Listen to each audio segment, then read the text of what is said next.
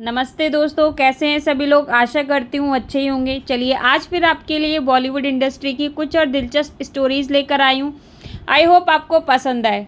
बॉलीवुड की सबसे बड़ी फ्लॉप फिल्म जिसने पूरी इंडस्ट्री को डुबो दिया था। भारत की फिल्म इंडस्ट्री अपने ग्रैंड हिस्टोरिकल के लिए जानी जाती है। नौशेरवा ए अदिल से लेकर हाल ही में बनी जोधा अकबर जैसी फिल्मों तक हिंदी सिनेमा ने हमेशा बड़े बजट की ऐतिहासिक फिल्में बनाने में बढ़त दिखाई है। लेकिन इस यात्रा में कुछ फेलियर्स भी शामिल हैं जो दर्शकों से जुड़ने में नाकाम रही और बॉक्स ऑफिस पर फ्लॉप साबित हुई थी।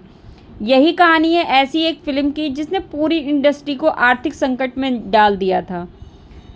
कमाल अमरोही बड़ी फिल्मों के लिए जाने जाते थे। उनकी मैग्नम ओप्स पाकीजा के बाद वे कुछ और बड़ा करने की तैयारी में थे। उन्हें ऐसा ही एक प्रोजेक्ट मिला, रज़िया सुल्तान के जीवन पर आधारित एक बायोपिक के रूप में। इस प्रोजेक्ट का परिणाम था रज़िया सुल्तान, जिसमें हेमा मालिनी और धर्मेंद्र मुख्य भूमिका में थे। साल 1983 में रिलीज़ हुई इस फिल्म को बनाने में 8 साल लग गए और इसका बजट 10 करोड़ रुपए था, जो उस समय की सबसे महंगी भारतीय फिल्म थी। हालांकि फिल्म बॉक्स ऑफिस पर बुरी तरीके से फ्लॉप रही और ये सिर्फ 2 करोड़ रुपए ही कमा पाई थी। फिल्म की उर्दू भाषा लैंग्वेज को क्रिटिसाइज़ किया गया क्योंकि ये दर्शकों के बड़े हिस्से को जोड़ने में असफल रही थी। इसके अलावा फिल्म के एक गाने में हेमा मालिनी और परवीन बाबी के बीच के सीन ने भी ध्यान आकर्षित किया था, जिसे उस समय के दर्शकों ने कुछ अलग तरीके से ले लिया था।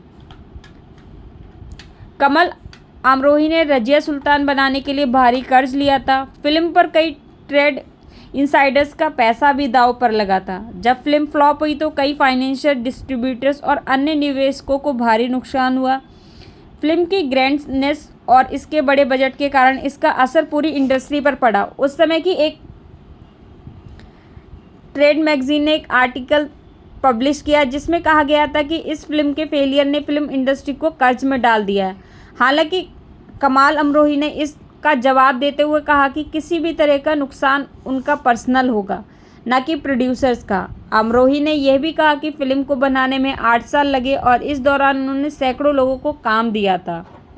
अपने अंतिम दिनों तक कमाल अमरोही इस बात पर अडिग रहे कि रज़िया सुल्तान फ्लॉप नहीं थी बल्कि एक गलतफहमी का शिकार हुई थी।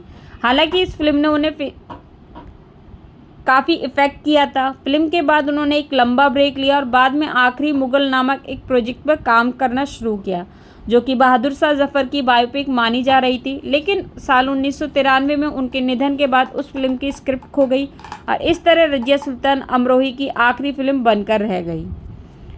आपको स्टोरी कैसी लगी कमेंट में ज़रूर बताइएगा। अगर आपको स्टोरी अच्छी लगी हो तो लाइक, सब्सक्राइब, शेयर करना ना भूलें।